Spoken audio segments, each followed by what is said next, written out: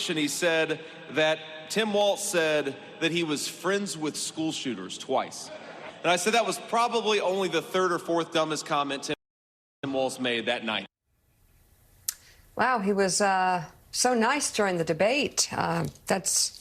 That's range. Senator J.D. Vance and Governor Tim Walz reacting on the campaign trail to their Tuesday night debate face-off. Welcome back to Morning Joe. It is Thursday, October 3rd. Jonathan Lemire, Katty Kay, Mike Barnicle, and Michael Steele still with us, along with Willie and me. Let's get back to the unsealed filing from Jack Smith laying out the election interference case against Donald Trump. It is in response to the Supreme Court's ruling on presidential immunity. Smith writes, quote, although the defendant was the incumbent president during the charged conspiracies, his scheme was fundamentally a private one.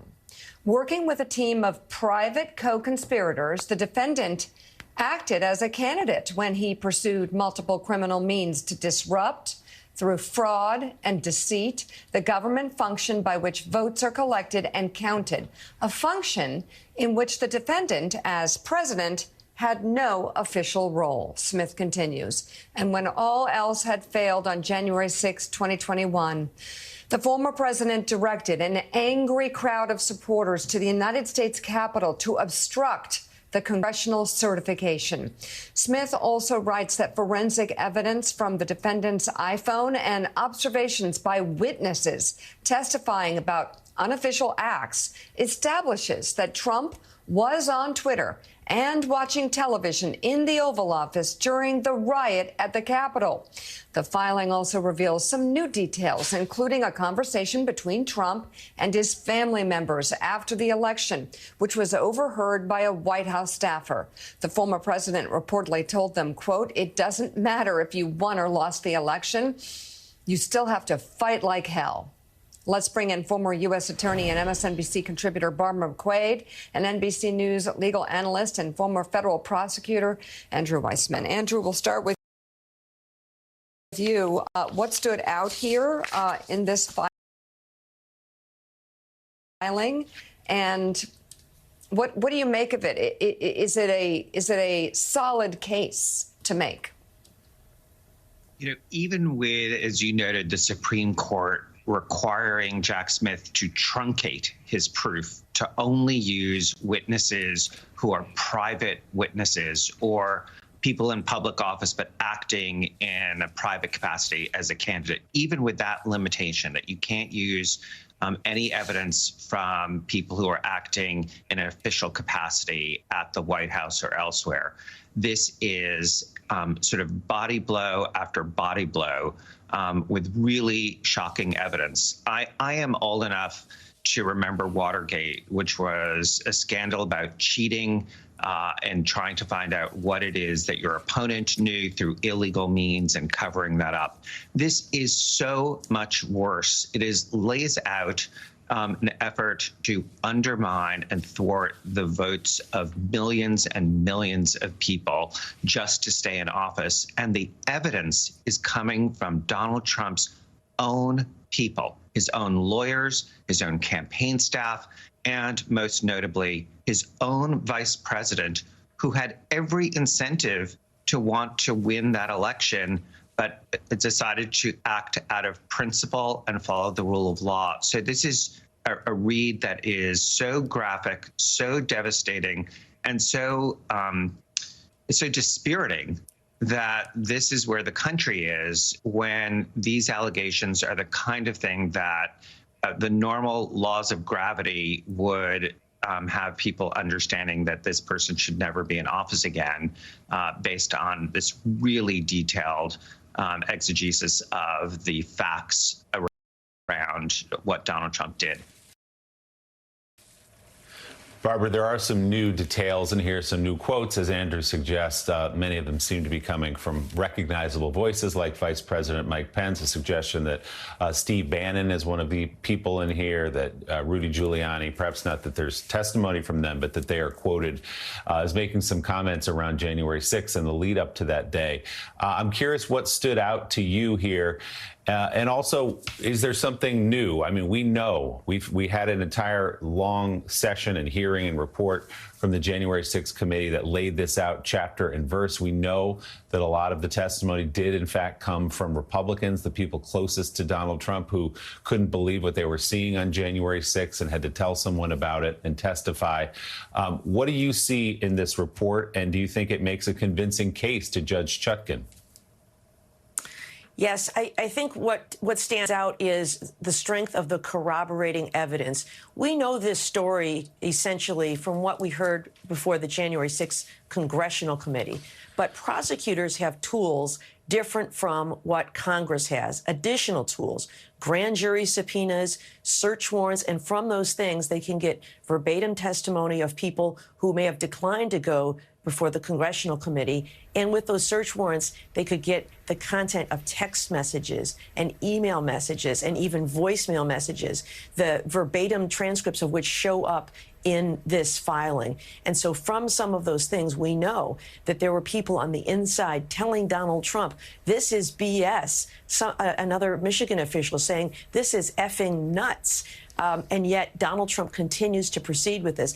That's important because one of the elements here will be that Donald Trump engaged in fraud. That means he knew what he was saying was wrong. There is even a quote that you mentioned earlier, overheard when Donald Trump is telling family members, overheard by an Oval Office staffer, where he says, even if you lose the election, you still have to keep fighting.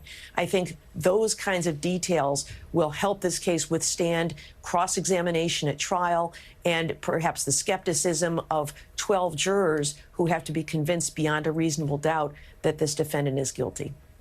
Andrew, would it be a mistake to look at what happened in court? You got a very respected federal judge, Judge Chutkan, unsealing certain elements of evidence from Jack Smith's petition to the court less than a month, about a month from the election. Would it be a mistake to view this as Judge Chutkan's basic effort to tell the Supreme Court, yeah, you made a ruling on immunity, but we don't agree with it? I do think so. I think what Judge Chutkan is doing is actually carrying out what she was told to do by the Supreme Court.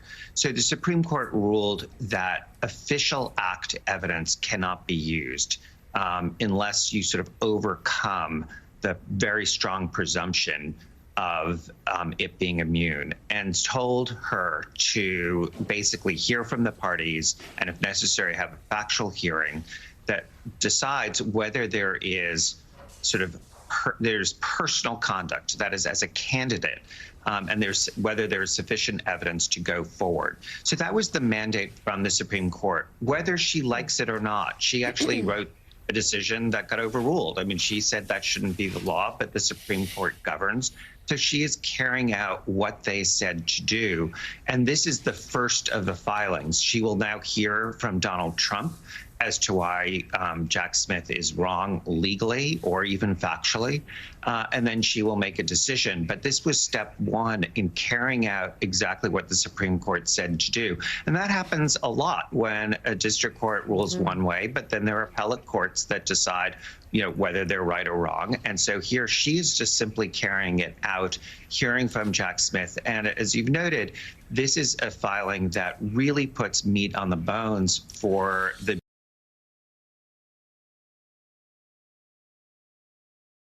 basic story we knew from January 6th, but gives you really direct evidence about what people say Donald Trump knew and did, from people saying, I was in the room with him, and either I said this to him or he said this to me. So, Barbara, kind of procedural question. So when does the Trump team respond? What's the process here? Yes, so their brief currently is due on October 17th. That's a fairly tight timeline. And so it may be the case that Donald Trump continues his MO that we've seen throughout all of these legal proceedings and asks for additional time. It's interesting, though, to see whether he wants to get a filing in before the election so that he can respond and rebut some of these allegations. I imagine the argument is going to be that all of this is still official conduct. Things that occurred in the White House are official conduct.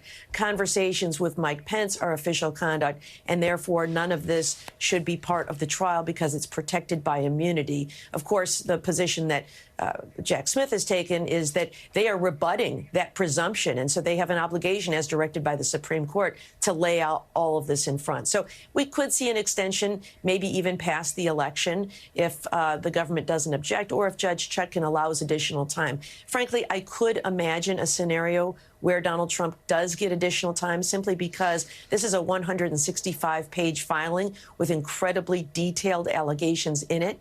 And to be able to go one by one through all of that might take someone more than the 17 days or so that remains on the calendar. But at some point, Judge Chutkan's going to make a decision that either this conduct is or is not protected by immunity. She'll have a record, and I imagine that whichever party does not prevail will file an appeal in the D.C. Circuit Court of Appeals and ultimately the Supreme Court. So this will get decided sometime in the next year, and perhaps we'll see a trial maybe sometime next fall.